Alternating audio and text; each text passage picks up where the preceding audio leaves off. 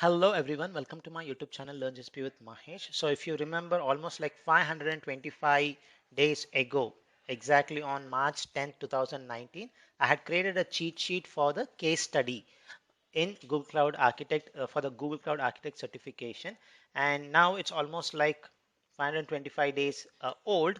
So lots of services have been added in GCP, and GCP is continuously adding good amount of services, and certain stuffs would have been outdated. So I thought of creating a version 2.0 of the same cheat sheet. Let's get started with that. So just for the reference, I have put my old cheat sheet which I had created there. So now the changes which I wanted to show is I am going to highlight that in bold. So I'm going to make those changes bold. So let's get started with version 2.0. So the first one is Mount Grid Games, and if you see in Mount Grid Games, the OS they had required a specific requirement was they should have a hardened Linux distribution. Now we can map that to shielded VMs. So you get that option. So you can just turn it on with shielded VM. That is the first update which I wanted to do. And coming to the storing the user profile and game session.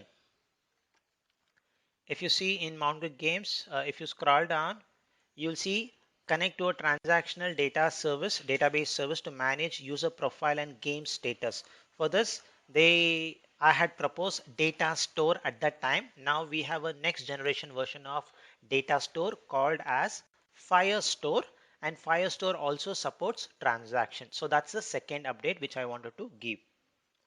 So moving on to dress for win case study, right? I guess I did not understand the case study at that time is what I felt. Now after doing lots of recursive analysis and all, what I figured it out was they are currently using bare metals. So on their on-premise. So we know dress for win, it's from on-premise to GCP migration. That is a thing.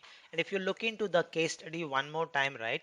Everywhere they mention core. Let me just show you that.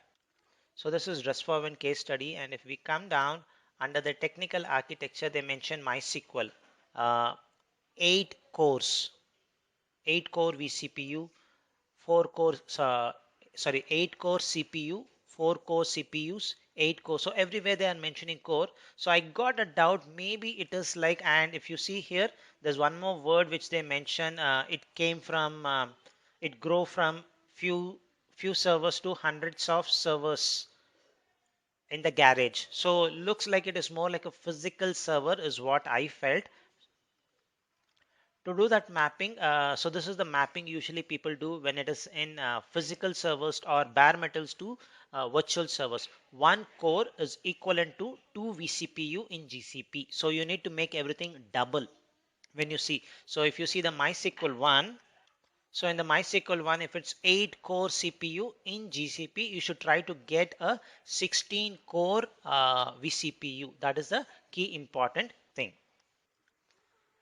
And the second update in REST-for-Win which I wanted to mention is MySQL. So previously in my cheat sheet I had mentioned we can use Cloud SQL is what I had mentioned. But looking into the case study details one more time, I thought it should be like MySQL on a compute engine with persistent disk, cluster of persistent disk. Why I wanted to explain you by showing you the case study. So if you see the case study, right, they mention 8 core, 128 GB of RAM. So this is one thing, keep in mind. And it is 8 core, so it has to be like 16 vCPU in GCP. That's one thing. And scrolling down, right, they mentioned something like under the business case study and under the business, yeah, this thing, build a reliable and reproducible environment with scaled parity of production. And we know REST-for-Win is going with phased approach. In the first phase, development and test environment are going along with DR system. Now, DR is the one which has to be in parity with production. So if it has to be in parity with production, you have to have something exactly like this. 16 vCPU, 128 GB of RAM, that is one thing. Plus, if you see this one, SAN storage for MySQL database, and you should have up to 1 petabyte of storage. So if you look into this kind of a combination, right, you cannot achieve this with Cloud SQL. Cloud SQL can only provide you 30 terabytes of storage, but here they are expecting something in petabyte. And if you see, with a virtual machine you can attach good number of persistent disk. And if I just search for this one 128, you see in the documentation they mention uh, any virtual machine minimum one VCP you can attach up to 128 persistent disk, and each persistent disk can be of 64 terabytes. So you can easily fulfill this requirement of 1 petabyte is what I felt. So that's the reason I changed MySQL option to be like on compute engine itself with a persistent disk cluster, so that you can achieve that 1 petabyte of storage. So that's the update in Dress4Win. Moving on to Theorem Earth. So if you look into the Theorem Earth case study, they had mentioned very clearly they want Linux and Windows 2008. So if you look into the Theorem Earth case study, they mention it is Windows 2008. And everybody knows Windows 2008 is end of life, and even if you go into Google's compute engine screen, you will see 2008 is not available. The lowest one which you get is 2012.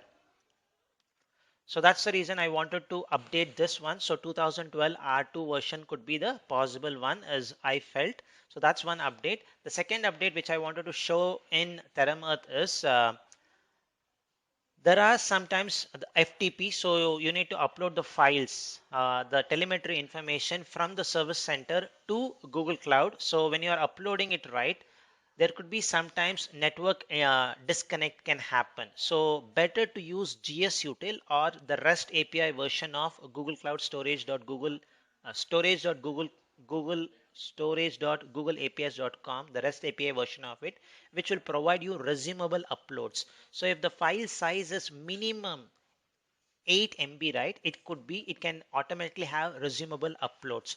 Definitely the telemetry information would be more than 8 MB. So using GSUtil or REST API from the service center would be a good choice is what I felt. And moving on to the last part under Theorem Earth, big data category, and we know Theorem Earth's architecture would be somewhat like this, where there is tractors kind of stuffs where the data is sent to IoT core, from there PubSub, data flow, BigQuery. So this is the architecture which was proposed. So for this, right, if you see IoT core is an important part. I had missed IoT core in my first version of the cheat sheet, so I wanted to add IoT core there. And if you look into the case study, there is one part which is called as a reporting part, where they use a commercial off-the-shelf application uh, which is tied to license. Only two people or two analysts can do. So when they move to GCP, right, totally drop this and use like something like Data Studio, which is free, provided by a free BI tool which is provided by Google, or you can use Looker, which is a newer acquisition which Google did recently. So based on the requirement, you can go for either one of them. So that's another update which I wanted to give. And the last one was, there was one thing in Theorem Earth, backup strategy, because they have a huge amount of data, I guess in terabytes to petabytes is what I would say. To take a backup, have a backup strategy, you need to keep the data in Google Cloud Storage. So previously the lowest one or the coldest data storage class was cold line.